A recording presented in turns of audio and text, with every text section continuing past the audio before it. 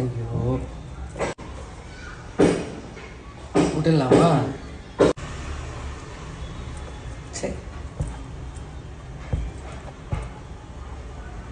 விட்டவா? இங்கேயே போய் நின்றுச்சுல. ஆமாம் சரி சரி, இல்லை பரவாயில்ல. நீ என்ன பண்ண எடுத்து சொல்கிறேன்.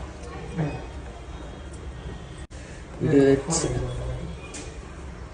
இதை ரிவர்ஸ் பண்ணிக்கிட்டா என்ன?